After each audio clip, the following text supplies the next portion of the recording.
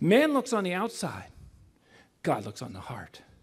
Grace-based families give the kids they love the freedom to be different. They also give them the freedom to be vulnerable. To be vulnerable.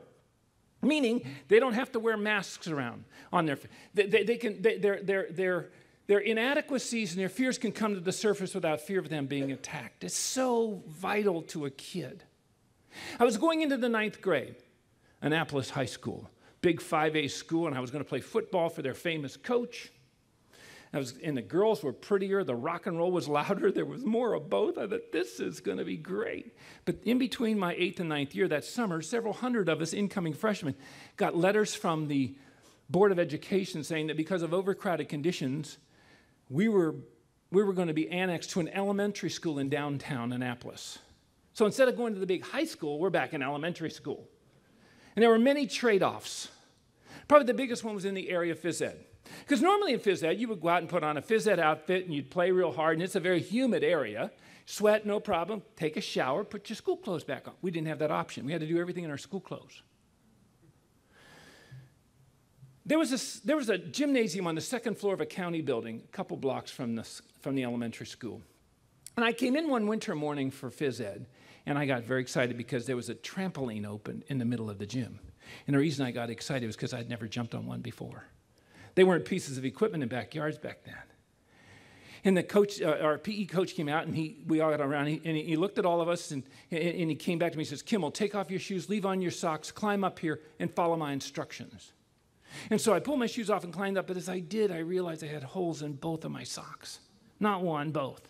And one of my friends thought everybody should notice this. Said, oh, look at Tim. Look at his toes sticking out. Isn't this, we need to take up a collection, buy Tim some real socks. Now, were that to happen to me now, I could care less what people think about how I look. But when you're in that corridor of time, that 13, 14, 15, 16, that's the time when kids are unusually self-conscious, and this became a very embarrassing moment. It was like they were putting down my family's economics, which, by the way, we were lower middle class. We paid our bills on time. We didn't miss a meal, and we were supposed to get as much mileage out of our clothing as we could. But there I was up there jumping, and I was doing exactly what the coach wanted me to do, but all I could think about was my toes sticking out.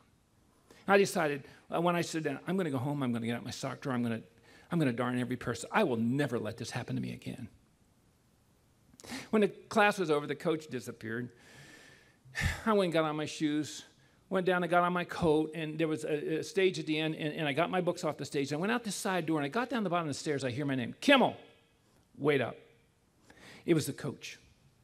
He came down, he pulled me to this little alcove. He says, hey, Tim, I want to tell you why I called on you to do the demonstration. Tim, you're the most agile student in my class. And then you know what he did? He reached down and he untied his tennis shoe and he pulled it off and he was holding his bare thing out and he had holes, big old hole in his sock. He says, he's wiggling his toe saying, you know, us agile guys are tough on socks. Now go to class. So I'm heading over to class and the whole way I'm thinking, what's agile? I had never heard the word before, which shows you what a pathetic student I was. But I was going to English class, and they had big dictionaries. They actually loved it when you went and looked up a word without a gun held to your head. And I looked up agile. Now, I'm glad I didn't find argyle. Would that have been confusing? I looked up agile and read for the first time in my life that I could move with speed, ease, elegance, and liveliness. I read for the first time in my life that I was mentally alert and quick-witted. No one had ever told me that before. I wrote it down. I memorized it. And I did a 180-degree turn in two major areas of my life, athletics and academics. In fact, they had a challenge a couple weeks later. Who can do the most sit-ups in the 9th grade? Now, they weren't those crunch things you do now. I mean, you can do millions of those. These are these illegal things they don't allow in the school systems anymore, where you had to lay flat on the ground, not even bent legs, and somebody had to hold your feet down, which hurt like mad. Have to come all the way up, touch the opposite one to get it to count. I set the record that year. I did 560 of those. I sat up through phys ed class, through English class, through lunch. They were sending out runners. He's up to 223 and all that stuff. My stomach muscles hurt for days after that. But I didn't care because I was agile. You know, it took me a while to put the pieces together to figure out why the coach disappeared so quickly after class. He had to get to his little desk, his little office off the gym, get the scissors out, cut the hole in his sock, put his shoe back on, and chase me down. He didn't go around with holes in his socks. But he saw a vulnerable kid that needed help, and he touched his life with grace. Now listen, our children have those kind of moments all the time. Someone has defined childhood as a 24-hour day, 7-day a week, 365-day-a-year battle to keep from being embarrassed. And we need to come alongside them with grace. Colossians 4:6 says, let your conversation be always full of grace, seasoned with salt, so that you may know how to answer everyone. Grace-based families give the people they love the freedom to be different. They give them the freedom to be vulnerable. Thirdly, they give them the freedom to be candid. Meaning they can tell you what's on their heart and on their mind, even if it's stuff we're not excited about hearing. I mean, one of the reasons kids don't have much help when it comes to battling the sexualized culture around them is they don't have an outlet to go safely to their parents and talk with them about it without having their heads put in a jar, without feeling shamed or guilt. And my thing is, when you go to God candidly and tell him what's on your heart, does he put your head in a jar on his dresser because he can? No, he has grace waiting for us. In Hebrews chapter 4, he says, we don't have a high priest that doesn't know what we're up against. But he was in every way tempted just like we are, yet without sin. He knows what it's like to be us. He knows what those temptations are like. He says, so come boldly to my throne of grace. Our kids need to have an outlet to come to the people closest to them and tell them what's on their heart and what they're struggling with. And it might be sexual temptation or even slipping over the line. But they also need to have an outlet to talk with us when we've stepped over the line and got it wrong, because we're not perfect parents. We get it wrong. And we have an outlet to tell them when they frustrate us. Is that a two-way street? We say, well, I don't think they should talk disrespectfully to us. I don't either. They shouldn't speak disrespectfully to us when they're frustrated with us, but nor should we speak disrespectfully to them when we're frustrated with them. And so grace-based families give the kids they love, the freedom to be candid. Tell us what's on your heart, even if it's frustration with me. Our son Cody was finishing up his homework and getting ready for bed, and I was paying some bills at the desk, and he said, oh, Dad, I forgot to mention, tomorrow, I need you to call me out of school at noon. Really? Why? Oh, because it's opening day at the Diamondbacks, and Steven's got tickets right behind the dugout. He invited me to go. Now, you need to know something. The Arizona Diamondbacks had beaten the New York Yankees the year before in the World Series. So this is a big opening day. But for some stupid reason, I felt I needed to teach my kid a lesson on personal responsibility. I said, son, you're a student. You go to school, and you have, it's like a job. I said, I know, Dad, but they're going to have F-16s fly over. Well, that would be fun, but it's like you have responsibility. You got to be there on time. You stay till quitting time. It's just like a job. But, Dad, I think Randy Johnson's going to be in a mound. Well, that would be good, but you know, it's personal responsibility. We don't just get to take off just because we have, you know, something fun. He says, but, Dad, I think Alice Cooper's going to sing the national anthem. And he's going, and I keep coming back to this personal responsibility. And you could just see the poor kid getting so exasperated. Finally, he just got real quiet. He said, listen, Dad, I bring you home straight A's. All I've ever brought you home are straight A's. I can't bring you home any better grades than I'm bringing you. Now you need to decide whether I can go to that game. It was like the hand of God came right down out of the clouds and did one of these right in the top of my head. What is your problem? Sign that kid out. Are you an idiot or what? Sign him out. And what's really interesting is me teaching him about personal academic responsibility. Those straight A's came from his mother's side of the gene pool, not his daddy's.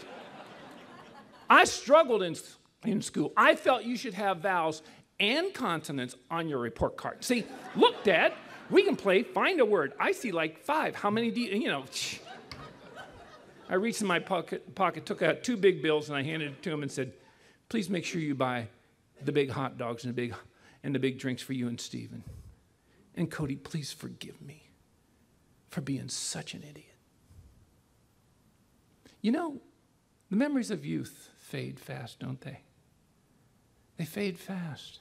And my boy could grow up and that could slip out of his brain, never remember it in years to come. But you know, if I'd have held my ground on him and refused to sign him out, he'd have never forgot to the day he died. What a jerk he got assigned as a father. A father who was looking at the moment and not seeing the big picture. Grace-based families give the people they love the freedom to be different and candid and vulnerable.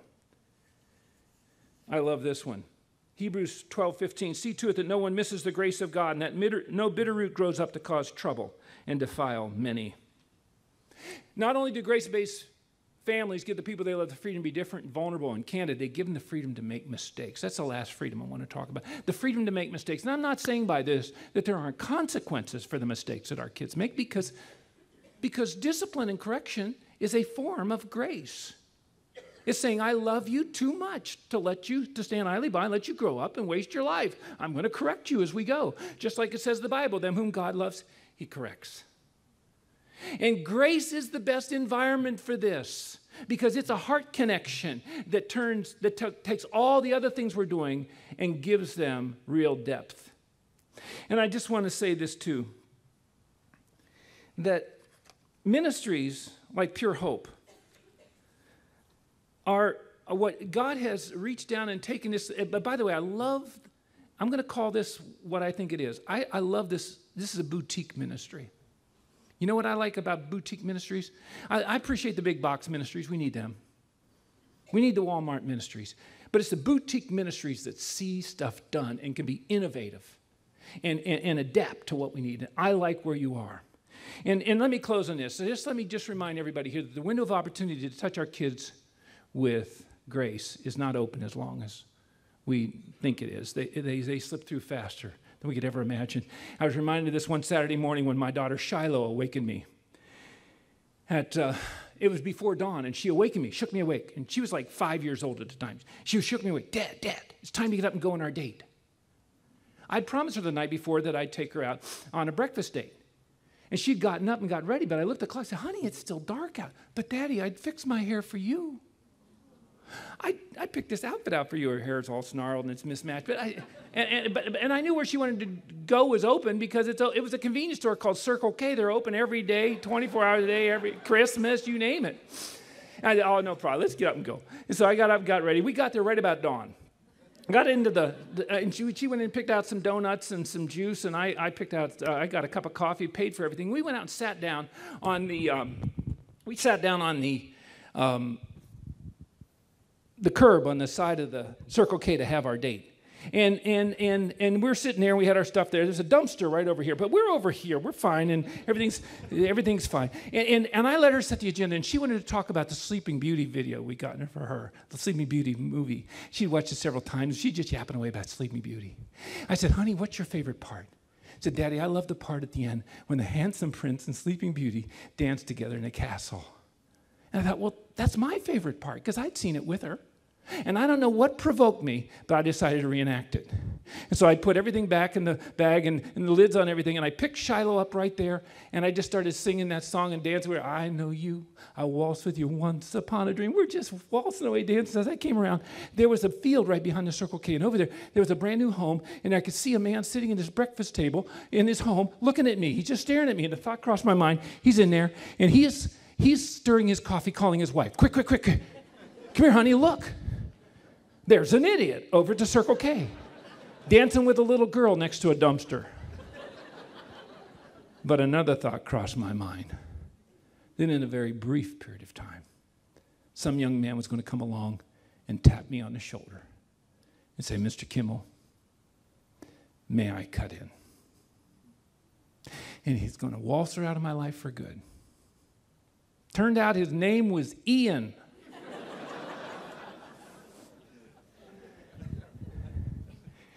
It went so fast. Listen, when it comes to parenting, the days are long, but the years are short.